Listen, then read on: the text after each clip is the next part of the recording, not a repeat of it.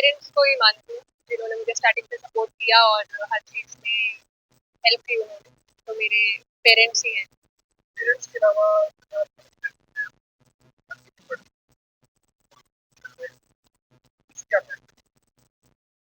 तो पेरेंट्स के अलावा मेरे जो टीचर्स स्कूल टाइम से जो मेरे टीचर्स थे, मेरे प्रिंसिपल सर जो थे, एक 8th 9th क्लास में हमारे साथ थे सजल सर जो थे,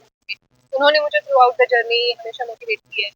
और बाकी जो कोचिंग इंडस्ट्री में जो भी रेलिवेंट गाइड्स होते थे हर कोर्स से रिलेटेड, उनसे मैं हेल्प लेती थी और बाकी सब मेरे फ्रेंड्स कुछ अगर वो देख के आपने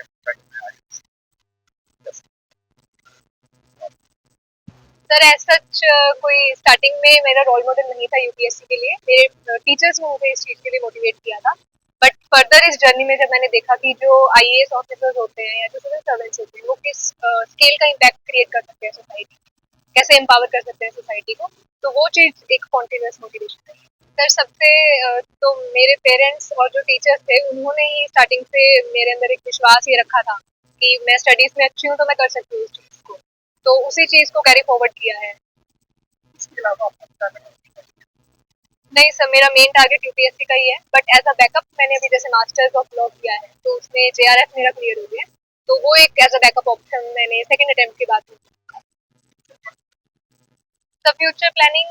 मेरी मेन जो सर्विस प्रेफरेंस थी वो आईएएस है, बट आई थिंक 233 पे वो नहीं मिले, तो आई वुड से कि मैं अभी प्रिपेयर करूंगी और ताकि मेरी इम्प्रूवमेंट रैंक हो सके और मैं फाइनली आई। तो एक ही मैसेज है कि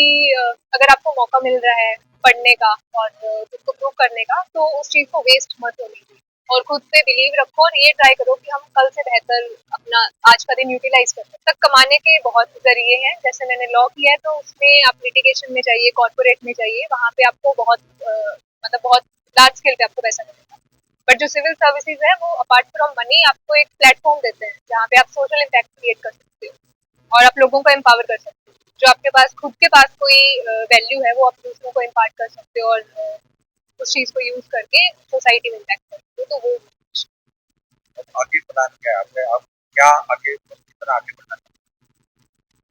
सर अभी तो सर्विस एलोकेट हो जाए, देखते हैं कि कौन सी सर्विस मिलती है, उसके बाद में डिपेंड करता है कि अगर मुझे रैंक इम्प्रूवमेंट करना है तो फिलहाल के लिए। बहुत बड़ी खुशी की बात है जी। और सबसे पहले तो मैं लड़की के माता पिता को धन्य मानता हूँ और इनकी मेहनत इनकी कार्यशैली को देखते हुए इन्होंने लड़की को इतना बाहर भेजने की कोशिश की और हर टाइम सपोर्ट की और आज इस टाइम लड़की आगे इसके काफी पे पहुंची और परिवार का, गांव का, समाज का नाम। मिलता है कि ग्रामीण क्षेत्र के गाँव गाँव है एक छोटा सा। इस गांव से उठ के इन्होंने जहाँ पढ़ाई किया है,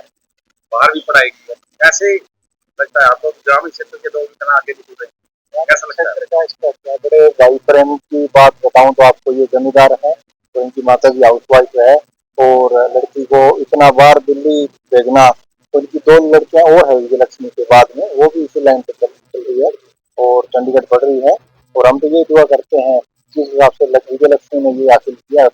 बस इसी बेस पे छोटी लड़कियां भी गाँव का नाम रोशन करेगी। और माँ बाप इन्होंने इतना सपोर्ट किया है और पूरे परिवार का